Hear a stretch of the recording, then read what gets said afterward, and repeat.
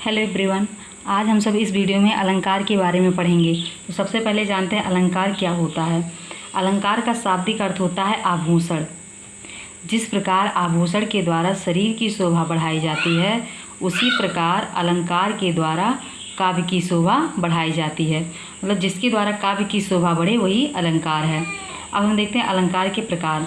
अलंकार का जो प्रकार है वो 3 प्रकार का होता है। पहला है शब्दालंकार, दूसरा है अर्थालंकार और तीसरा है उभयालंकार। तो अब बात करते हैं शब्दालंकार कि शब्दालंकार क्या होता है। जहाँ शब्द के उपयोग से काव्य की शोभा बढ़ जाए वहाँ शब्दालंकार होता है। नाम से यह स्पष्ट है, शब्दालंकार मतलब शब्द में अलंकार। इस तरह से हम बता सकते हैं कि जब शब्द के उपयोग से काव्य में शोभा बढ़ती है वहाँ शब्दालंकार होता है। अभी जो शब्दालंकार है इसके भी कई भेद हैं, देख लेते हैं कौन कौन से भेद हैं। पहला है अनुप्रास, फिर है यमक, श्लेष, वक्रोक्ति और विप्सा। इस तरह से शब्दालंकार 5 प्रकार के होंगे। 5 भेद हैं इसके। कौन कौन से हमने जान लिया है। अब हम एक एक के बारे में आगे विस्तार से पढ़ेंगे। चलिए शुरू करते हैं। पहला है अनुप्रास अलंकार। तो अनुप्रास अलंकार क्या होता है। जब किसी वर्ण की आवृत्ति बार बार हो, मतलब एक ही वर्ण कई बार आए, वहाँ पर अनुप्रास अलंकार होता है। उदाहरण के लिए देखते हैं, सो सुख सुजस सुलभ मोहि स्वामी। यहाँ पर देखते हैं सा वर्ण जो है वो कई बार आया है, इसलिए यहाँ पर अनुप्रास अलंकार होगा, क्योंकि सा यहाँ भी है, यहाँ भी है, यहाँ भी है और यहाँ भी है, इसलिए यहाँ पर अनुप्रास अलंकार होगा। अब हम बात करते हैं अनुप्रास अलंकार के प्रकार के बारे में। अब जो अनुप्रास अलंकार है उसके भी 5 प्रकार हैं। अब कौन कौन से हैं उसको देख लेते हैं और उसके बारे में आगे हम विस्तार से पढ़ेंगे। तो सबसे पहले छेका अनुप्रास, उसके बाद है वित्त्यानुप्रास, उसके बाद है लाटानुप्रास, उसके बाद अनत्यानुप्रास और उसके बाद श्रुत्यानुप्रास। अब हम इन सब के बारे में आगे विस्तार से पढ़ेंगे। आइए अब हम देखते हैं छेका अनुप्रास क्या होता है। तो यहाँ पर देखिए, जहाँ पर स्वरूप और क्रम से अनेक व्यंजन की आवृत्ति 2 बार हो।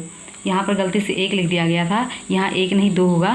तो जहाँ पर स्वरूप और क्रम से अनेक व्यंजन की आवृत्ति 2 बार हो वहाँ पर छेका अनुप्रास होगा।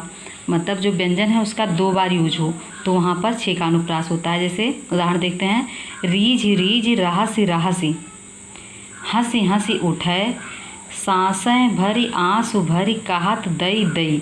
अब यहाँ पर देखते हैं जो रा वर्ण है वो कई बार आया है, और फिर झा देखिए, झा भी आया है, कई बार नहीं 2 बार। देखिए रा भी 2 बार है, झा भी 2 बार है। यहाँ भी देखते हैं रहा से यानी रा भी 2 बार है, हा भी 2 बार है, सा भी 2 बार है। इस तरह से आगे भी है, हंसी हंसी में भी इसी तरह से है, इसलिए यहाँ पर छेका अनुप्रास होगा। अब हम बात करते हैं वित्त्यानुप्रास की। वित्त्यानुप्रास क्या होता है देखते हैं।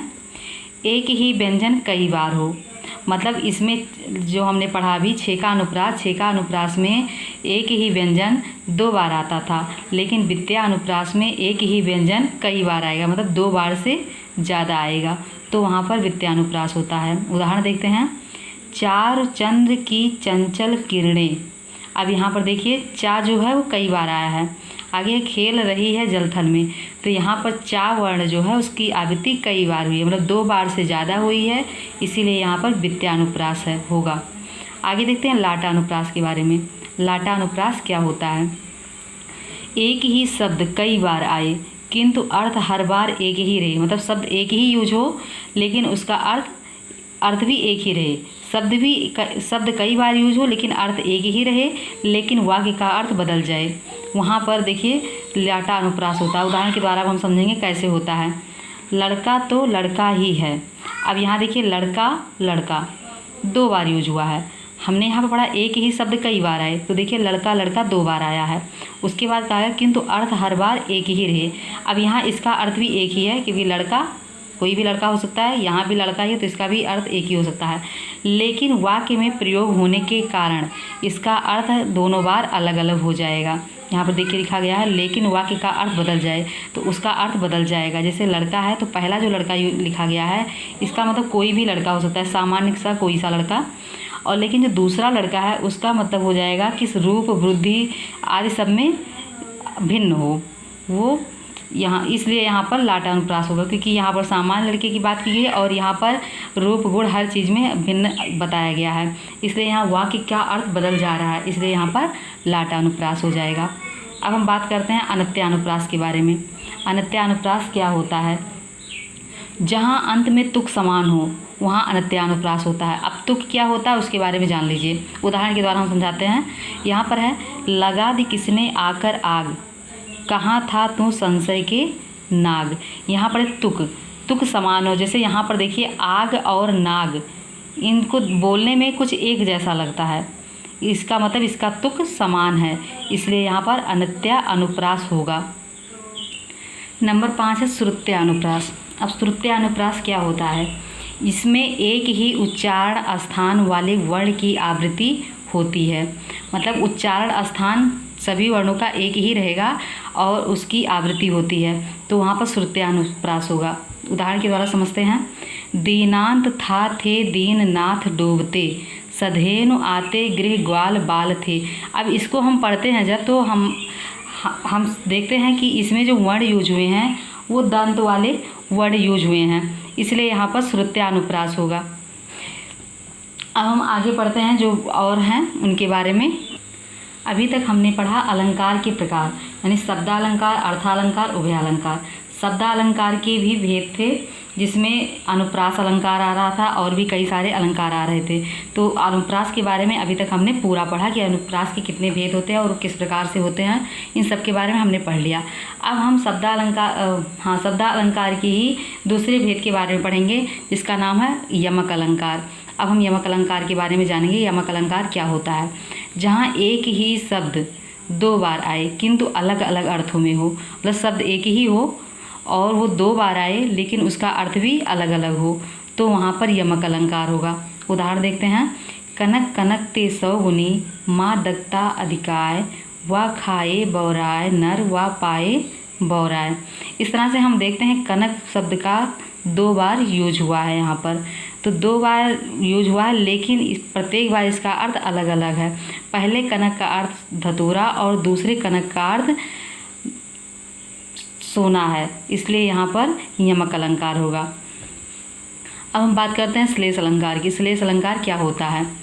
एक ही शब्द अनेक अर्थों में प्रयोग हो, मतलब शब्द एक ही रहे लेकिन उसका प्रत्येक बार अर्थ अलग अलग हो, तो वहाँ पर श्लेष अलंकार होगा। अब हम देखते हैं कैसे, उदाहरण के द्वारा। रहीमन पानी राखिए, बिन पानी सब सून, पानी गए न उबरे, मोती मानुष चून। यहाँ पर हम देखते हैं रहीमन, इसमें पानी का यूज 3 बार हुआ है। एक पानी यहाँ है, दूसरा यहाँ पर और तीसरा यहाँ पर, और तीनों बार पानी का अर्थ अलग अलग है। पहले पानी का अर्थ चमक है, दूसरे पानी का अर्थ प्रतिष्ठा है और तीसरे पानी का अर्थ जल है। इस प्रकार से यहाँ पर तीनों बार अलग अलग अर्थ में प्रयोग किया गया है, इसलिए यहाँ पर श्लेष अलंकार होगा। अब हम आगे बढ़ते हैं थोड़ा। अगला नंबर है वीप्सा अलंकार। वीप्सा अलंकार क्या होता है? मनोभाव को प्रकट करने के लिए शब्द दोहराना।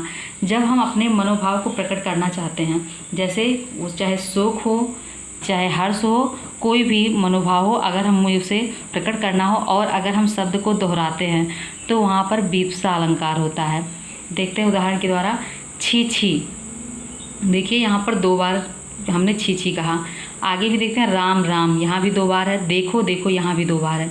इस प्रकार यहाँ पर वीप्सा अलंकार होगा। आगे हम देखते हैं, अगला नंबर है वक्रोक्ति अलंकार। वक्रोक्ति अलंकार क्या होता है? जब वक्ता के द्वारा बोले गए शब्दों का अर्थ श्रोता कुछ और निकाले। जब बोलने वाला कुछ भी बोले लेकिन सुनने वाला उस शब्द का अर्थ कुछ और निकाल ले, तो वहाँ पर वक्रोक्ति अलंकार होता है। अब जो वक्रोक्ति अलंकार है इसके भी 2 प्रकार हैं, देख लेते हैं कौन कौन से। पहला है काक वक्रोक्ति अलंकार। काक वक्रोक्ति अलंकार क्या होता है?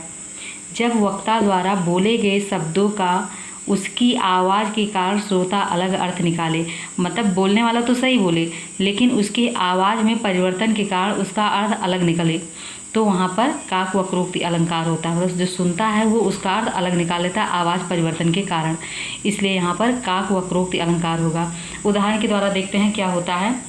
आप जाइए, तो यहाँ पर देखिए इसमें कहा गया है आप जाइए, लेकिन अगर यहाँ पर पूछने के अनुसार इस तरह से बोल रहे हैं कि आप जाइए तो यहाँ पर देखते हैं कि यहाँ पर पूछा जा रहा है, इसलिए यहाँ पर काक वक्रोक्ति अलंकार होगा। आवाज़ में परिवर्तन मतलब काक वक्रोक्ति अलंकार।